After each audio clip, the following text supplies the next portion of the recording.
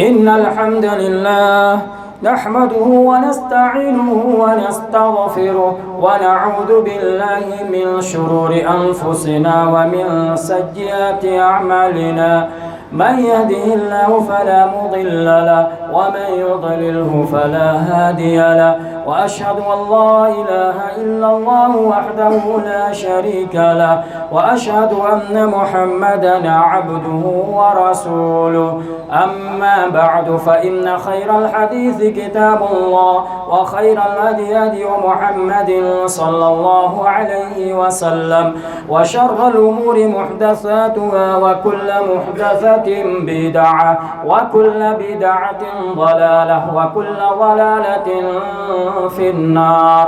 أعوذ بالله السميع العليم من الشيطان الرجيم. بسم الله الرحمن الرحيم.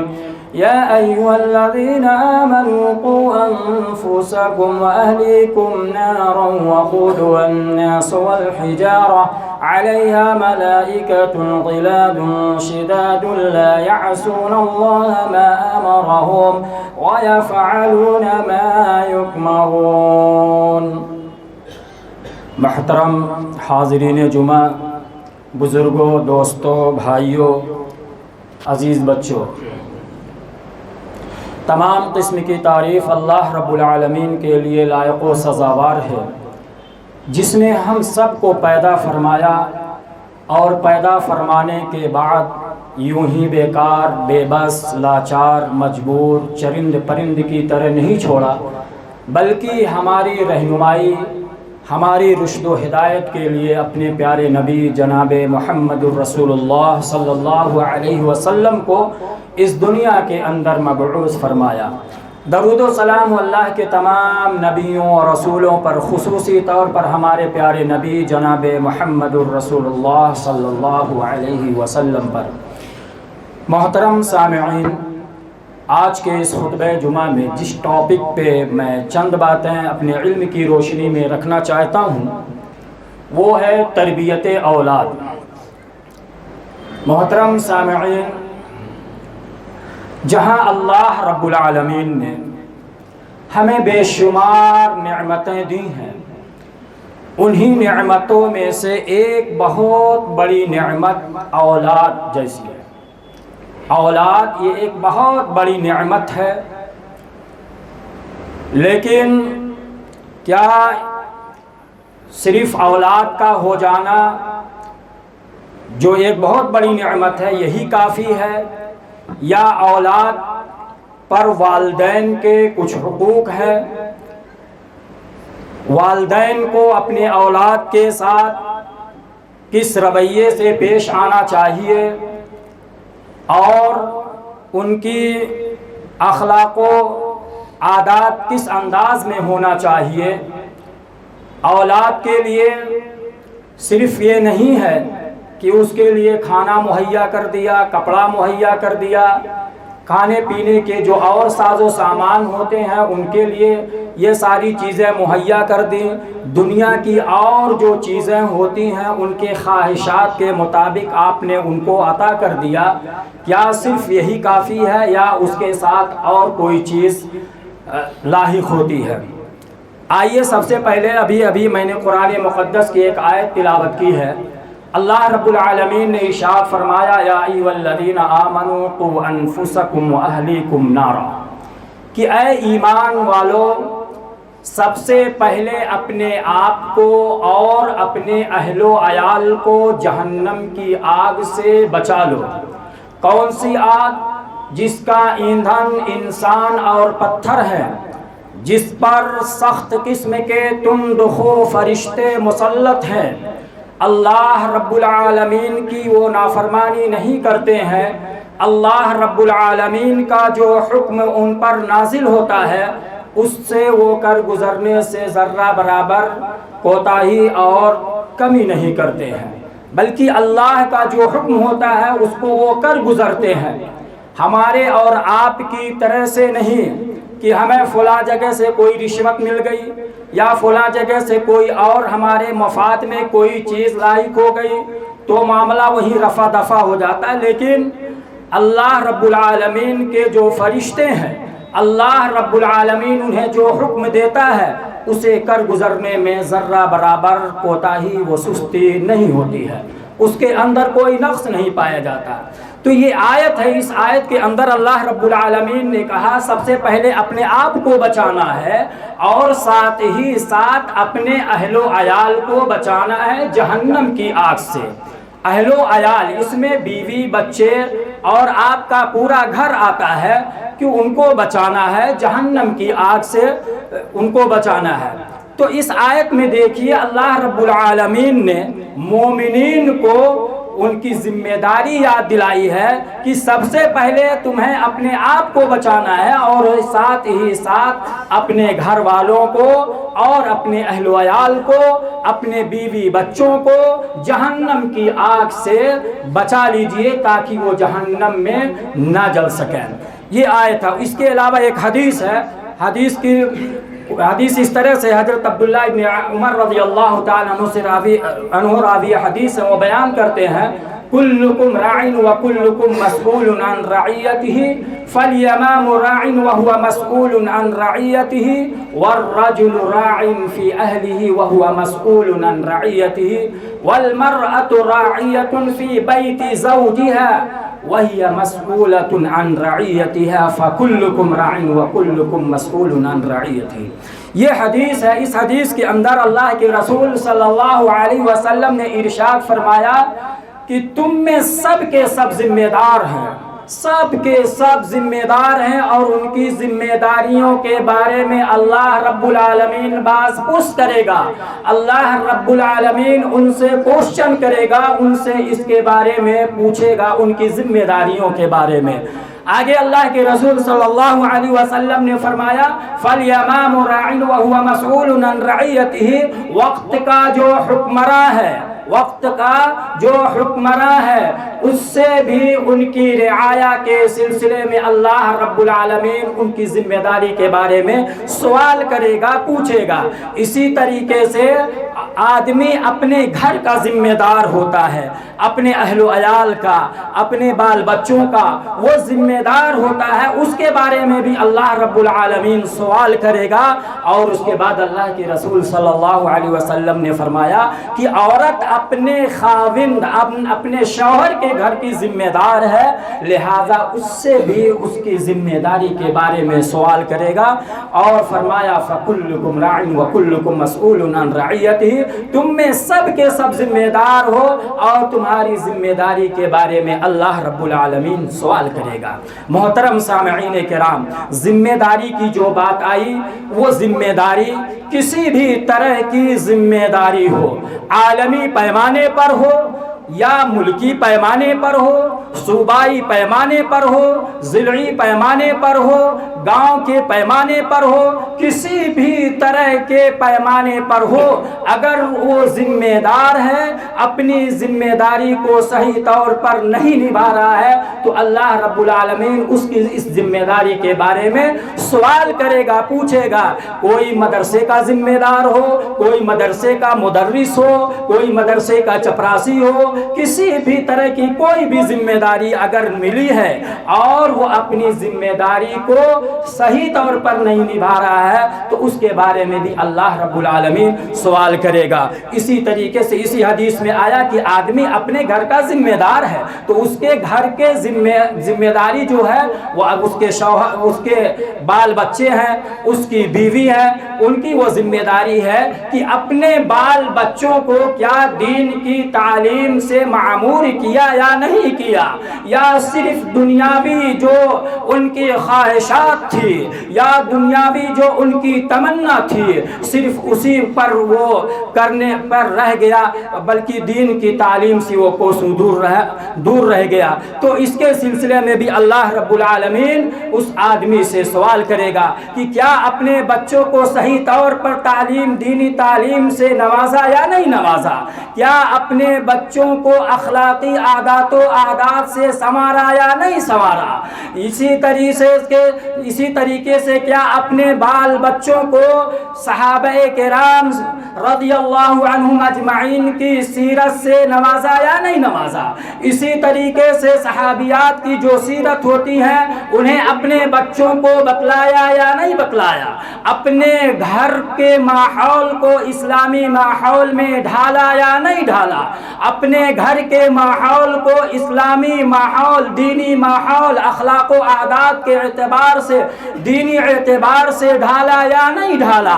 اس کے سلسلے میں بھی اللہ رب العالمین یہ باز پرس کرے گا۔ محترم سامعین کرام، بڑے افسوس کے ساتھ کہنا پڑ رہا ہے کہ بہت سارے لوگ سوال کرتے ہیں، کہتے بھی ہیں کہ میرا لڑکا بگڑ گیا، میرا لڑکا راہ راست سے بھٹک گیا، میرا بچہ گمراہ ہو گیا، میری بچی گمراہ ہو گئی، میری بچی راہ راست سے بگڑ گئی۔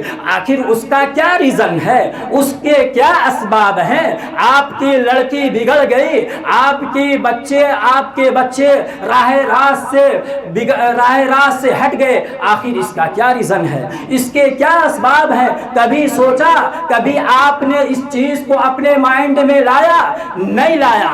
اگر آپ نے دینی تعلیم سے آراستہ و پیراستہ کیا ہوتا، اخلاق و عادات سے آراستہ و پیراستہ کیا ہوتا، نبی پاک صلی اللہ علیہ وسلم کے ارشادات کے مطابق اس کی زندگی گزاری ہوتی، اللہ رب العالمین کے کہنے کے مطابق اس کی زندگی گزروائی ہوتی، تو آج یہ دن نہیں دیکھنا پڑتا، آج ہمیں نہیں رونا پڑتا۔ آج ہم میں سے بہت سارے لوگ کہتے ہیں کہ فلاں مسلم لڑکی فلاں ہندو غیر مسلم کے ساتھ بھاگ گئی۔ آخر اس کے کیا اسباب ہیں؟ اس کے کیا ریزن ہیں؟ ہم نے دینی تعلیم سے آراستہ و پیراستہ نہیں کیا۔ یہی ہے، اگر ہم نے دین کی تعلیم سے آراستہ کیا ہوتا، اسی طریقے سے اپنے گھر کے ماحول کو دینی ماحول میں ڈھالا ہوتا، تو آج ہمیں اس چیز کا مول نہیں دیکھنا پڑتا، ہمیں کسی سے سوال نہیں کرنا پڑتا، ہمیں اس کے بارے میں کسی سے کوشچن نہیں کرنا پڑتا۔ محترم سامعین کرام، بہت افسوس کے ساتھ اس بات کو بھی کہنا پڑ رہا ہے کہ اگر دنیاوی تعلیم ہے، ہزاروں لاکھوں روپے اس کے اندر دے دیتے ہیں، لیکن جو دین، یہ تلخ حقیقت ہے، دین کا معاملہ اگر آ جائے، دین کی تعلیم آ جائے، تو کیا کہتے ہیں مولوی صاحب یہ 500 روپے لے لیجئے، پیسے نہیں ہیں۔ محترم سامعین کرام، یہ حالات ہیں، لیکن آپ کالجز میں، انٹر کالج میں، اسی طریقے سے اسکول میں، مانٹیسری میں جب آپ پڑھاتے ہیں، اس کے فیس کا معاملہ آتا ہے تو آپ کو 2-4 روز فیس کو ادا کرنے سے پہلے آپ کو فکر لاحق ہوتی ہے کہ مجھے اپنے بچے کی فیس دینا ہے، لیکن جب دین کا معاملہ آتا ہے، مدرسے کا معاملہ آتا ہے، تو وہاں ہم خاموش ہو جاتے ہیں۔ یہ بہت ہی گہری بات ہے محترم سامعین کرام، اس میں ہم اور آپ کو غور و فکر کرنا چاہیے، جبکہ یہ دینی تعلیم ایسی تعلیم ہے جو آپ کے اس دنیا کے اندر بھی کام آنے والی ہے اور آپ کو آخرت میں بھی کام آنے والی ہے۔ محترم سامعین کرام، ذمہ داری کے تعلق سے ایک حدیث ہے، حضرت معقل بن یسار رضی اللہ تعالی عنہ راوی حدیث ہے، وہ بیان کرتے ہیں کہ اللہ کے رسول صلی اللہ علیہ وسلم نے فرمایا، ما من عبد یسترعیہ اللہ رعیتا یموت یوم یموت وهو غاش لرعیته الا حرم اللہ علیہ الجنہ۔ اللہ کے رسول صلی اللہ علیہ وسلم نے ارشاد فرمایا کہ اگر اللہ رب العالمین کسی کو ذمہ دار، کسی کو نگراں، کسی کو محافظ بناتا ہے اور پھر وہ اپنی رعیت کے ساتھ مرتے دم تک دھوکہ کرتا ہے، اس کے ساتھ فریب کرتا ہے، اس کے ساتھ غشی کرتا ہے، تو محترم سامعین کرام، اللہ رب العالمین نے اس پر جنت کو حرام قرار دیا ہے۔ اب کسی طرح کی بھی ذمہ داری ہو کہ اگر رعایا کے تئیں اسے ذمہ دار بنا دیا گیا، گاؤں کا مکھیا بنا دیا گیا، ملک کا بادشاہ بنا دیا گیا، ملک کا حکمراں بنا دیا گیا، لیکن وہ اپنے رعایا کے ساتھ صحیح طور پر اپنے کام کو انجام نہیں دے رہا ہے تو اللہ کے رسول صلی اللہ علیہ وسلم کی اس حدیث کو بھی اپنے ذہن کے اندر رکھیں. صحیح بخاری اور صحیح مسلم کے اندر یہ حدیث موجود ہے کہ اللہ کے رسول صلی اللہ علیہ وسلم نے فرمایا کہ ایسے شخص پر اللہ رب العالمین نے جنت کو حرام قرار دیا ہے. تو محترم سامعین کرام، یہ جو بچے ہیں یہ والدین کی رعیت میں ہے، والدین کی نگرانی میں ہے. والدین کو چاہیے کہ اپنے بچوں کو صحیح طور پر دین کی اسلامی جو تعلیمات ہوتی ہے اسے آراستہ و پیراستہ کرے، اسے اخلاقی ماحول میں ڈھالنے کی کوشش کرے. ساتھ ہی ساتھ اپنے گھر کے ماحول کو نبی اکرم صلی اللہ علیہ وسلم کے جو فرمودہ ارشادات ہیں اسی کے مطابق اور اسی طریقے سے اللہ رب العالمین کے جو فرمان ہے اس کے مطابق زندگی گزارنے کی کوشش کرائی جائے. محترم سامعین کرام، ایک اور حدیث ہے مسلم شریف کے اندر یہ موجود ہے. راوی حدیث حضرت ابو ہریرہ رضی اللہ تعالی عنہ وہ بیان کرتے ہیں کہ اذا مات الانسان انقطع عنه عمله الا من ثلاث: صدقۃ جاریہ او علم ينتفع به او ولد صالح يدعو له. کہ جب انسان اس دنیا سے مر جاتا ہے، جب انسان اس دنیا سے ختم ہو جاتا ہے، جب انسان کا رشتہ اس دنیا سے ٹوٹ جاتا ہے تو اس کا عمل منقطع ہو جاتا ہے، اس کا عمل ختم ہو جاتا ہے سوائے تین چیزوں کے. پہلی چیز صدقہ جاریہ، اس نے ایسا صدقہ کیا ہو جو اس کے لیے جاری ہو، جو جاری ہو اس صدقے کا ثواب بھی اس مرنے والے شخص کو ملتا ہے. اسی طریقے سے او علم ينتفع به، کہ کسی نے علم دین حاصل کیا اور اس علم کو دوسرے تک منتقل کر رہا ہو، اپنے اس علم کو ٹرانسفر کر رہا ہو دوسرے تک اور دوسرے اس سے فائدہ اٹھا رہے ہیں تو مرنے کے بعد یہ چیز اسے فائدہ پہنچائے گی. اور تیسری چیز کیا فرمایا جو محل شاہد ہے، جو میرا کہنے کا مقصد ہے، او ولد صالح يدعو له، او ولد صالح يدعو له، نیک اور صالح اولاد، نیک اور صالح اولاد، بگڑی ہوئی اولاد نہیں، بگڑی ہوئی اولاد نہیں بلکہ نیک اور صالح اولاد. اس حدیث کے ذریعہ سے پتہ چل رہا ہے تو نیک اور صالح اولاد کب ہوگی؟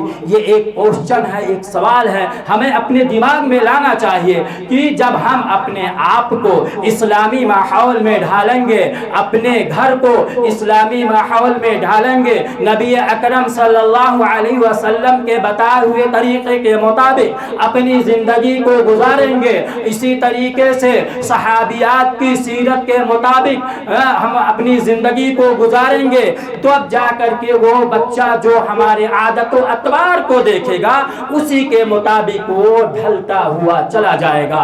اور جب ہم اسے دین کی اسلام کی تعلیم سے آراستہ و پیراستہ کیے رہیں گے تب وہ گمراہ نہیں ہوگا. یہی بچہ جب آپ مر جائیں گے آپ کے لیے دعائے مغفرت کرے گا، یہ آپ کی نیک اولاد آپ کے لیے فائدہ مند ہوگی.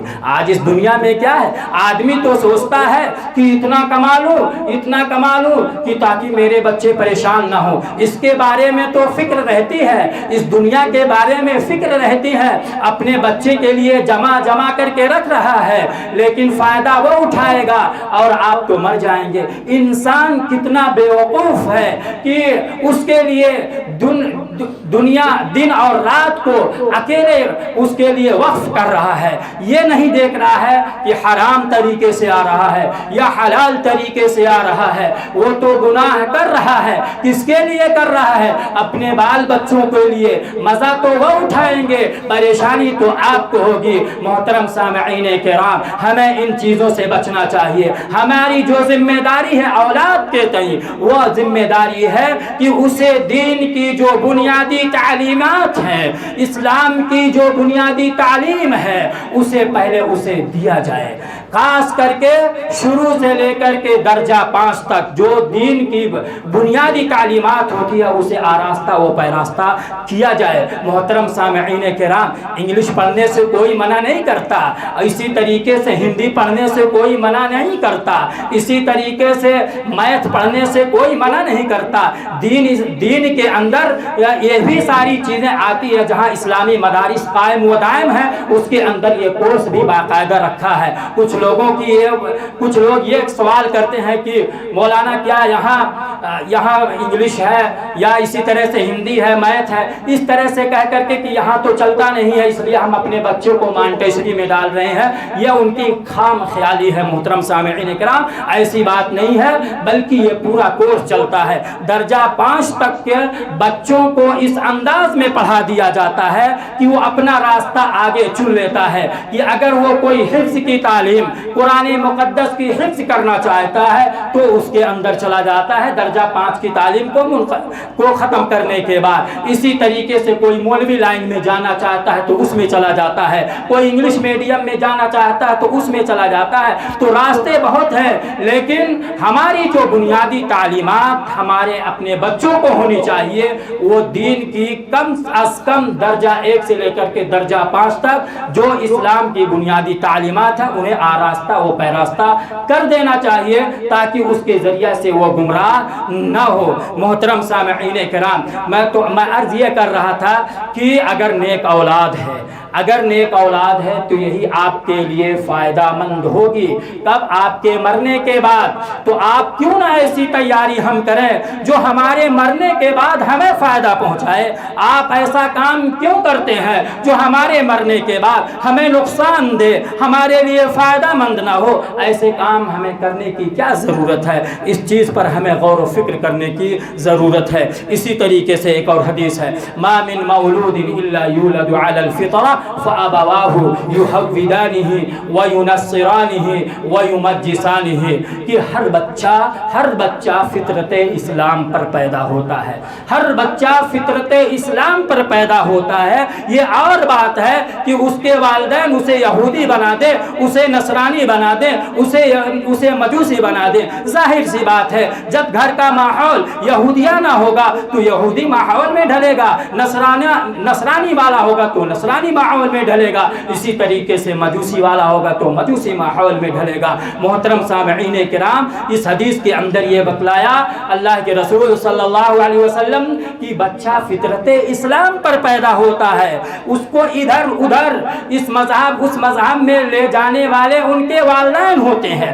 ان کی تہذیبیں ہوتی ہیں، ان کی ثقافت ہوتی ہے، ان کا ماحول ہوتا ہے کہ اس ماحول میں وہ اپنے والدین زندگی گزارتے ہیں، وہ اپنے ماں باپ کو دیکھتا ہے، اسی انداز میں ڈھلنے کی کوشش کرتا ہے۔ اس لیے ہمارے اور آپ کے لیے ضروری ہے کہ سب سے پہلے ہم آئیڈیل بنیں، اپنے گھر کو دینی ماحول میں ڈھالیں، اپنے گھر کو اسلامی ماحول میں ڈھالیں، اپنے گھر کو نبی اکرم صلی اللہ علیہ وسلم کے فرمودہ ارشادات کے مطابق زندگی گزارنے کی کوشش کروائیں۔ اسی طریقے سے اللہ رب العالمین کے جو فرمودہ ارشادات ہیں اس کے مطابق ہمیں اپنی زندگی گزارنی چاہیے۔ اپنے گھر کو دینی ماحول میں جب بنائیں گے تو یہ بچہ بالکل سادہ کاغذ ہوتا ہے، اس کا مائنڈ جو چیز دیکھے گا اس کے ذہن میں، اس کے مائنڈ میں وہ پیوست ہو جاتا ہے۔ محترم سامعین کرام، آج ہمارا اور آپ کا یہ بہت ہی ناگفتہ بے حالت ہے کہ آج ہم اپنے بچوں کو موبائل جیسی جو نقصان دہ چیزیں ہیں جنہیں اس وقت نہیں استعمال کرنا چاہیے اس عمر میں، آج ہم میں سے کتنے ایسے لوگ ہیں، کوئی شخص نہیں بچتا ہے، ہم اپنے بچوں اور بچیوں کو موبائل دے دیتے ہیں اور پھر ہم اس کا خیال نہیں کرتے ہیں کہ بچہ کیا دیکھ رہا ہے، موبائل کے اندر کس طرح کا گیم کھیل رہا ہے، کیا کوئی اور فواحشات کی چیزیں دیکھ رہا ہے، اس پر ہم غور و فکر نہیں کرتے۔ آج ہماری ماؤں کا بھی حال ہے کہ اپنے بچوں کو خاموش کرنے کے لیے انہیں موبائل کارٹون پکڑا دیتی ہے۔ محترم سامعین کرام، باتیں بہت ساری ہیں، باتیں بہت ساری، انشاءاللہ صحابیات کے بھی واقعات آئیں گے اگر موقع ملا تو میں عرض یہ کر رہا تھا کہ بچہ فطرت اسلام پر پیدا ہوتا ہے۔ ہم اور آپ جس انداز میں، جیسے ماحول میں، جس ثقافت میں، جس تہذیب میں ڈھالیں گے بچہ اسی انداز میں ڈھلتا ہوا چلا جائے گا۔ محترم سامعین کرام، اسی طریقے سے حضرت لقمان نے اپنے بیٹے کو جو نصیحت کی وہ بہت ہی قیمتی نصیحت ہے۔ اللہ رب العالمین نے اسے اپنے کلام پاک کے اندر محفوظ کر دیا۔ چنانچہ حضرت لقمان نے اپنے بیٹے سے کیا کہا؟ وَإِذْ قَالَ لُقْمَانُ لِابْنِهِ وَهُوَ يَعِظُهُ يَا بُنَيَّ لَا تُشْرِكْ بِاللَّهِ إِنَّ الشِّرْكَ لَظُلْمٌ عَظِيمٌ کہ جب لقمان نے اپنے بیٹے کو نصیحت کرتے ہوئے فرمایا کہ اے میرے بیٹے، تم اللہ رب العالمین کے ساتھ کسی کو شریک نہیں کرنا۔ کیوں؟ اس لیے کہ ان الشرک لظلم عظیم، کہ شرک یہ بہت بڑا گناہ ہے۔ آپ دیکھیے لقمان نے اپنے بیٹے کو کیا نصیحت کی؟ سب سے پہلے نصیحت عقیدے کی عقیدے کی، اے میرے بیٹے اللہ رب العالمین کے ساتھ کسی کو شریک نہیں کرنا، اللہ رب العالمین کے ساتھ دوسروں کا ساتھی نہیں بنانا۔ کیوں؟ اس لیے کہ یہ شرک ہے، شرک اور سب سے بڑا گناہ ہے، اور شرک کو اللہ رب العالمین معاف نہیں کرے گا۔ محترم سامعین کرام، اسی لیے ہماری اور آپ کی بھی ضرورت ہے کہ جس طریقے سے حضرت لقمان نے اپنے بیٹے کو عقیدہ توحید سکھلایا نصیحت کرتے ہوئے، اسی طریقے سے ہماری اور آپ کی بھی ذمہ داری ہوتی ہے کہ ہم اپنے بچوں کو عقیدہ توحید سکھلائیں، انہیں بتلائیں کہ بیٹے یہ رزق دینے والا اللہ رب العالمین کی ذات ہے، روزی دینے والا اللہ رب العالمین کی ذات ہے، نفع پہنچانے والا اللہ رب العالمین کی ذات ہے، نقصان پہنچانے والا اللہ رب العالمین کی ذات ہے، حاجت روا مشکل کشا اللہ رب العالمین کی ذات ہے، مدد دینے والا اللہ رب العالمین کی ذات ہے، جو کچھ نقصان ہوتا ہے وہ اللہ رب العالمین کی طرف سے ہوتا ہے، جو فائدہ ہوتا ہے وہ اللہ رب العالمین کی طرف سے ہوتا ہے۔ اسی طریقے سے بزنس میں جو بھی نقصان ہوتا ہے وہ اللہ رب العالمین کی طرف سے ہوتا ہے، بزنس میں جو فائدہ ہوتا ہے وہ اللہ رب العالمین کی طرف سے ہوتا ہے۔